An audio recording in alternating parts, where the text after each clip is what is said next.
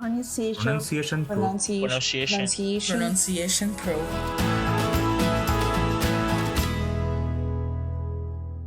Hello and welcome to the Pronunciation Pro podcast. My name is Annie Rudin, and today I am going to show you a very quick and powerful exercise that you can do to clear out any self-doubt and build confidence in your spoken English. This is an exercise I like doing with my one-on-one students when I'm coaching them in confident mindset training. I like to go through this exercise with them, and I've found that it's so powerful. Now, I came across it because I was working with a coach, and so we were doing some of this training for myself as we were kind of clearing out negative thinking patterns and trying to replace them with more positive, confident, and building thought patterns. Now, I've talked about this quite a bit, but if you're new to my podcast, there are two different skills that we're really teaching here at Pronunciation Pro. One is the actual physical communication skills of correct mouth placement and rhythm for the correct sounds of American English. So we're really practicing the correct pronunciation of American English so that you can be clearly understood. Okay, that is a skill. That's a hard skill that really needs to be developed and practiced. If you came to the US or Canada or another English-speaking country after the age of about 14, you're going to have to deliberately practice the pronunciation or accent of English to be able to acquire more of a native sounding accent. It just doesn't come naturally. It doesn't matter how long you've been in the US or how long you've been in an English-speaking country. That sound system gets developed earlier on in life automatically. And so if you need to develop that sound system and that rhythm of a new language later in life, so after the age of 14, then it has to be specifically taught. So going through the rules of the sounds of American English and the rhythm of American English, where to put the tone, stress patterns, all of that needs to be specifically taught. So we have this hard skill of, clear communication skills with correct pronunciation and accent. Okay, it just helps people easily understand you. We also have this skill of mindset training, of having a more confident mindset. That is a skill that we're practicing as it relates to speaking English, because it's very, very common to feel very shy or insecure when you're speaking a language that's not your native tongue, and especially when you're speaking to other native English speakers. Okay, very common for your mind to go blank, even though you may be very fluent in English. When those fears creep up, like fear of embarrassment, fear of making mistakes, fear of judgment from other people, it's very natural. It's a natural response for our brains to kind of shut off. And this has to do with our thinking patterns. And so what we have to do is we have to get very mindful of the thoughts that are swirling around in our brains and have a very tangible way of retraining it. So I find with my students that they'll have, 10 good experiences speaking English, and then they'll have one really negative experience where someone was really rude or it was just, a bad situation where they felt very embarrassed or they felt like they didn't do very well, and they fixate on that one negative experience. So this is called negativity bias. It's a natural response for our brains and our brain survival, our human survival mechanisms. And it's very normal. It's very natural. It's what, our brains are wired to do. And so what we want to do is to use our prefrontal cortex so that we can retrain our brain to say, okay, it's not dangerous. I'm going to focus on more of the positive things the positive interactions that I've had. And we are going to kind of retrain our brain to not just fixate on the negative and spin it around and around and around. Because I don't know if you're like, I have this experience a lot too, where I do something and I feel very embarrassed about it or very guilty about it, or just feel like, oh, that wasn't my best self. And then you replay it. You replay it in your mind over and over and over again. You think, well, this is what I should have said. And if only I had done this, and, I can never talk to that person again because I'm so embarrassed. What would I say? And so this is a very normal response for our brains. So what we want to do is we want to kick ourselves out of that fixation, that ruminating pattern that our brain gets into, and be able to shift it in a more positive way. So we need to have some skills or some tools available to us to know what to do in those situations. All right. So here is what we're going to do. Okay. I want you to get two pieces of white paper, just blank paper. I guess it doesn't have to be white, but just blank paper, nothing on it. Okay. And what we're going to do on the first sheet of paper, and I want you to get a marker or a crayon or, something that's kind of fun to write with. It makes this activity a little bit more interesting. And what you're going to do is you're going to start brain dumping, is what I call it. Brain dumping is when you just get all of the thoughts out of your head and onto paper. So we're going to choose a situation. Say you spoke up in English, you had a conversation that just didn't go well, and you are ruminating about it. You're overthinking and you're really concerned about it. And so this has already happened. The event already happened. Some other scenarios would be like a meeting at work that didn't go as well as you planned, a presentation that didn't go so well, or that you got some negative feedback about, a job interview that you were in that didn't go well, a parent teacher conference where you felt like all you did was, shy away and didn't engage in the conversation. And you let other people talk for you. What else? A social conversation with someone that you met. And, where you showed up in a way that was not your best self. You didn't feel good about it. You don't want to be that way, either shying away, or maybe you spoke up, but you were really embarrassed by how you sounded or what you said or didn't say, or how you responded there. Okay. So really think about that idea or that situation. And you can do this for multiple situations, but I encourage you to think of one very, very specific scenario that you were in. I've already done this in advance, but basically, here's my sheet of paper that I have, and I don't know if that's going to come through backwards for you or if it's going to be the right way. But I essentially wrote down, and I've done a lot of coaching with, lots of students over the years, where they've told me told me some of the thoughts that they are thinking as they're in these situations where they don't feel very confident, where they're feeling a lot of fear, anxiety, stress, that their heart is racing, and their heart is racing. They get really, maybe flushed.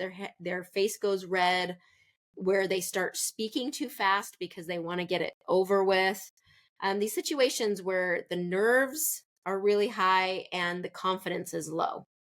So we start thinking, okay, what are the thoughts that were in your head at that time? Okay. And so what I'm going to do is I'm going to read out some of the thoughts, and comes from examples of my students as they have, talked through the situations with me. Okay, some of the automatic thoughts or the ruminating thoughts are, this is too hard. Native people are judging me, or the people in this meeting are judging me. They don't like me. They don't want me here. They don't understand me. They won't like me. I don't belong here. Okay? My English is not good enough. I'll say something dumb or embarrassing, or I have said something dumb or embarrassing. These are the thoughts in your head. I'm not feeling confident. I will make mistakes. Okay, so these are the thoughts that are kind of swirling around. If I speak up, my mind will go blank and I will sound dumb and be embarrassed. They think I'm not smart. My English sounds so basic compared to my native language. I'm probably saying it wrong, or I'm probably saying it in a way that they don't understand. I'll never get good enough. Okay, there's too much to learn for me to speak fluently in English. I don't want them to ask me to repeat myself. I don't want them to ask me where I'm from. Okay, I'll lose my job, or I'm not going to get this job, or I'm not as good as these native English speakers. I don't measure up, or I can't compare. Yeah, I'm not as good as the natives. My vocabulary is not good enough. My grammar is not good enough. Okay, so these are all of those negative thoughts that are just swirling around. And as we know from the Pronunciation Pro, Confident Pro Mindset model, there's the stimulus outside of us, like we're in a meeting with other people speaking English. Okay, we have our thoughts about the situation, and our thoughts are what create our feelings and our actions and our results. Okay, it's not the meeting that's causing us to sound insecure. It's not the negative, the native speaker that's giving us a really confused look. Okay, that's not what's causing us to feel insecure. It's our thoughts about the situation that's causing that insecurity. Because here's how we're going to shift it. So you're going to take that piece of paper, you've just done a brain dump of all of the kind of negative thoughts that are swirling around in your head, that you're just like, this is how, what I'm thinking. These are just the unintentional, what we call unintentional thoughts that are just swirling. So what I want you to do is take a marker, take a pen. I like red because red is powerful. Okay.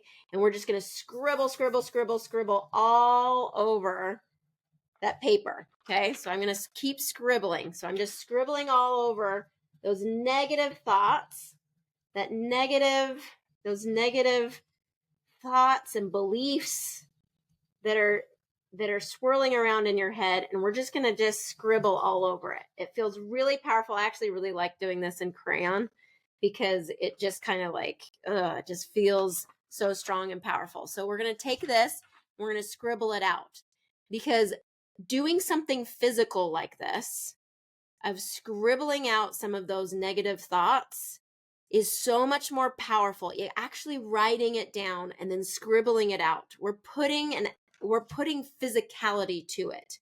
We're embodying those things that are happening in our mind. Because it's hard sometimes to get concrete about what's happening in our mind. But it's almost like your mind is this cluttered closet, and you want to unload all of that clutter, and then you want to throw away what's not working for you and throw away the junk, and you want to organize the positive, organize the good things. Okay, so we are clearing out those negative thoughts, and we're actually doing a physical movement that just helps us clear it. So we're scribbling, and I've done this where sometimes it feels really emotional, even just scribbling it out and saying, this is not who I want to be. This is not how I want to show up in my conversations. This is not how I want to be. So I've done this before, and it really can be such an emotional reaction of just like crying over it, or just like these beliefs and thoughts that feel so powerful in the mind, and that you feel like are such a block to you, that you do have the power to like burst through them and just like take a sledgehammer and just knock them out. Okay. So this is a way for us to physically kind of get those negative thoughts under control. Okay. So once you have that done, I want you to get your new blank sheet of paper. Okay. I've already written mine out so that I can do this kind of more quickly for this podcast. But what we're going to do is we're going to take another marker or a crayon, and we are going to write out all the intentional thoughts that we want to think. Okay, what will build more confidence? What are kind of the thoughts that would build more confidence in ourselves? Okay, and we want to actually physically write them down. All right, so some examples that I've written on here that I've gotten directly from coaching my students is this, okay? I speak 2 languages, or you can say I speak multiple languages. So that's something that can really build a lot of confidence to recognize, hey, I'm speaking a whole other language than my native language. And even just recognizing that a lot of native English speakers don't have that ability to speak fluently, or speak, really engage as much as you are doing in English. They don't have that ability to do that in another language. So think if they were if they were speaking my language, I would be the one that would have all the vocabulary and the grammar and the confidence in this situation. Okay. So just recognizing, hey, I speak multiple languages, and that's pretty amazing. Okay. I bring value because I speak multiple languages or because I'm not a native English speaker. Okay. There's value and perspective and ideas and ways of seeing the world and seeing problems that are so valuable because I'm not a native English speaker. Okay. I am determined. Okay. So there's these I am statements. I am statements are very powerful. It's very present. So like I am, or I have, or what are some other things? Yeah, just like those present tense words. So in contrast, there's like that I will or I can is more future based. But if you're like, okay, I'm going to be present, I'm going to write I am present statements. There's so much powerful in the moment. Okay. I am determined. I am a good leader. I am curious and a good listener. I am compassionate. I am humble. I am teachable. I am coachable. Okay, whatever resonates for you. It's okay to make mistakes. This is a powerful one. It's okay to make mistakes. Nobody is perfect. Or mistakes are the path of learning. Okay, I can't learn without making mistakes. Okay, I have a lot of great, unique qualities. And just writing that out. I am this, I am that, like really write out what makes you unique and really valuable. I have plenty of vocabulary to explain myself clearly. Okay, most of my students are intermediate to advanced level speakers, and their vocabulary and grammar are plenty good enough for what they're trying to do. It might not be perfect, but it's plenty good enough. And so we want to stay in that place of power of not thinking, oh, I don't have anything, I don't have enough, to I have plenty and I'll keep building more on top of this. I am a lifelong learner. I have a lot of evidence that I am understood. I am building more skill now. Okay, I have a lot of skills that I've already built, and good for me for building all these skills. Okay, and I'm going to keep building skills, not because I'm lacking, but because I want to continue to learn and grow. Others appreciate me, so will they. So like if you're going into a meeting and you're assuming that other people are judging you, well, let's assume the opposite. Let's assume they love you. Let's assume that they think you're amazing and that they really appreciate your different perspective. I am an expert. Okay, so often you are an expert in the thing that you're speaking about. You wouldn't be speaking about it if you weren't the expert. Okay, I am an expert. Really stand into that authority. I am enough now and will keep growing. Every time I speak, I am practicing and learning. Okay, see it as practice, see it as a learning experience. Okay, they want to connect with me. Okay, so I hear this a lot from my students when people are asked, what did you say? Say that again. Or where are you from? Okay, when they ask, can you say that again? That's them trying to make a bid for repair. Okay, there's been a disconnect because they didn't understand what you said, and they want to connect with you. And so they're saying, what? Can you say that again? Because they want to repair that. There's been a breakdown and they want that repair. They could just walk away or just give up on the conversation, but instead they're looking for connection. They're looking for repair. They want to connect with you. They want to understand you. Okay? So let's see that desire as a bid for connection. Same with where are you from? They want to know more about you. They want to connect with you. Communication is about connection. We want to connect with other people. That's where power comes from. That's where we're really able to create success and opportunity, is when we build connection with other people. And communication is the way that we do that. So when there is a bid for connection or repair in connection, we want to respond to that in a way that is connecting and not disconnecting. So if we're thinking, oh, I'm not good enough, or I don't belong, that is creating disconnection where they're trying to create connection. Okay. So some other thoughts: I belong here. And my favorite thought in just all of life is nothing has gone wrong here. I love that repeating that mantra or that phrase in my mind, because I'm making mistakes all the time. And things don't go as I planned all the time.